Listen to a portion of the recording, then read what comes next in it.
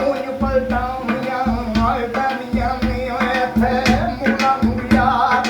ਕੰਬਿਆਰ ਪਿੱਛੇ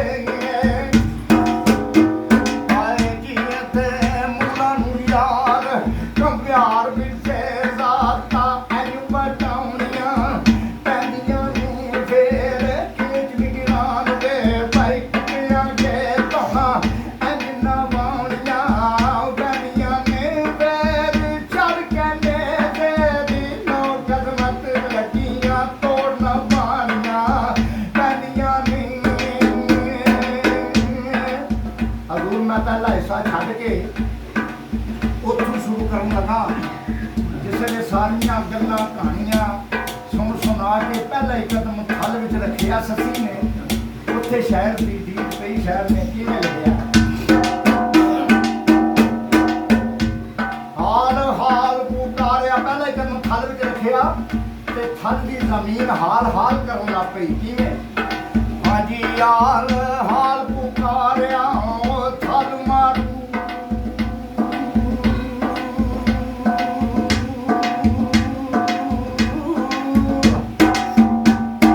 ਹਾਏ ਹਾਲ ਹਾਲ ਪੁਕਾਰਿਆ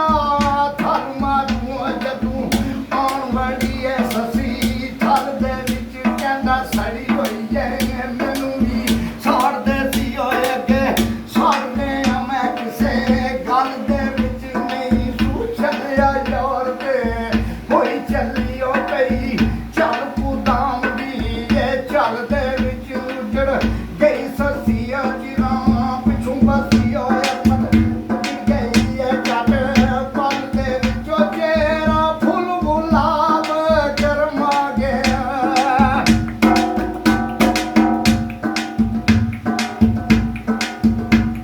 ਆਏ ਜੀ ਤੇਰਾ ਫੁੱਲ ਗੁਲਾਬ ਕਰਮਾ ਗਿਆ ਜਦੂ ਥਲਾਂ ਦੇ ਪੈਂਦੜੇ ਪਈ ਸੱਸੀ ਹੋਇਆ ਏ ਜ਼ਮੀਨ ਥਲ ਦੀ ਹਾਲ ਹਾਲ ਕਰਦੀ ਉਹਨੇ ਗਈ ਸੱਸੀ ਉਹਨੇ ਗਈ ਸੱਸੀ ਉਹਨੇ ਵੇਖ ਲਈ ਟੱਪਦਿਆਂ ਬਈ ਥਲਾਂ ਅੰਦਰ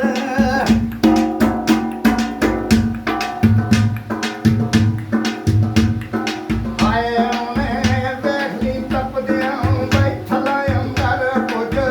ਜਾਸੀ ਵਾਂਗ ਮੋਕੇ ਹੀ ਸੱਸੀ ਓਏ ਅਦਮਤ ਮੋੜਿਆ ਵੀ ਨਹੀਂ ਐ ਮੂਲ ਮੁੜਦੀ ਓ ਮਤ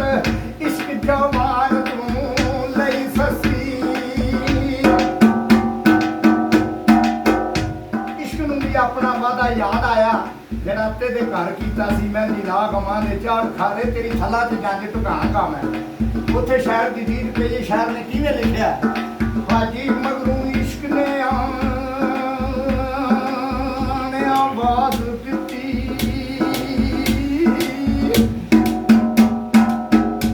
ਹਾਏ ਮਗਰੂ ਬਾਈ ਇਸ਼ਕ ਨੇ ਆਵਾਜ਼ ਦਿੱਤੀ ਸਸੀਏ ਵੇਲਾ ਤੇਰੇ ਇਮਤਿਹਾਨ ਦਾ ਨੀਓ ਪੈਂਦੇ ਚੀਰ ਜਾ ਖਾਨ ਦਾ ਨਾਮ ਲੈ ਕੇ ਉਹਦੇ ਨਾਮ ਨੂੰ ਜੱਗ ਸਿਆਂਦਾ ਨੀਓ ਦੇਖੀ ਹਸ਼ਰ ਨੂੰ ਨਹੀਂ ਨੀਂਦ ਜਾ ਤੂੰ ਨੀਓ ਇਸ਼ਕ ਆਪਣੇ ਬੰਦੇ ਸਿਆਂਦਾ ਨੀਓ ਆਵੇ ਨਾ ਆਵੇ ਉਹਦੀ ਮਰਜ਼ੀ ਰਾ ਤੱਕੀ ਤੂੰ ਕੇਜ ਤੇ ਖਾਂਦਾ ਨੀ ਇਸ਼ਕ ਦੀ ਗੱਲ ਸੁਣੀ ਸਰਕਾਰ ਟੁੱਟ ਪਈ ਬੜੀ ਔਖੀ ਮੰਜ਼ਲ ਆਈ ਹੈ ਤੇ ਦਿਲ ਕਹਿੰਦਾ ਸਸੀਏ ਇਸ਼ਕ ਦੇ ਔਖੇ ਪੈਂਦੇ ਨੇ ਤੈਨੂੰ ਸਾਰੇ ਸਮਝਾਉਂਦੇ ਸਨ ਹੁਣ ਪਤਾ ਲੱਗਾ ਹੀ ਪਿਛਾ ਨਾ ਮੁੜ ਚਲੀਏ ਆਪਣੇ ਦਿਲ ਨਾਲ ਤਕਰਾਰ ਕਰਦੀ ਹੈ ਕਿਵੇਂ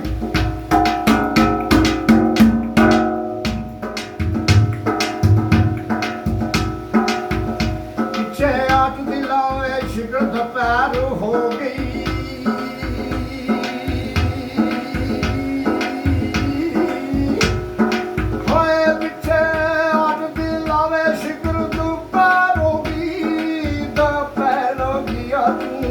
थला की हौसला का बैठूंगे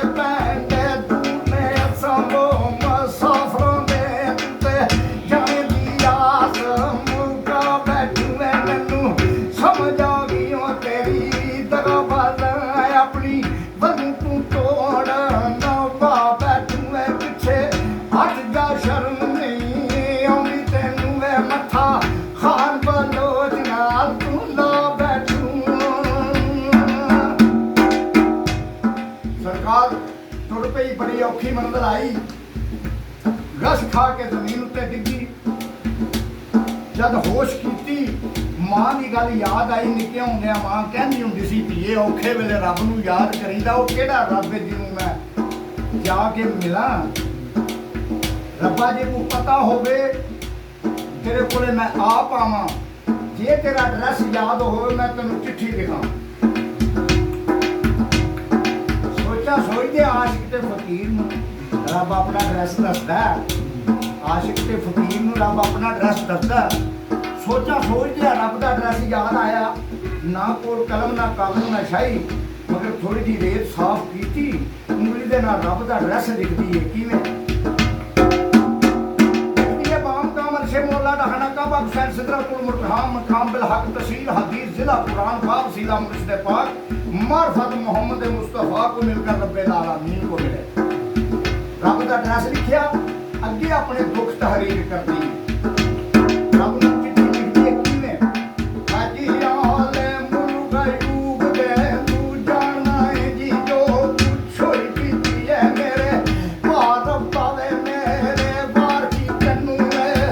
ख्याल आया वे जरा दस खां करम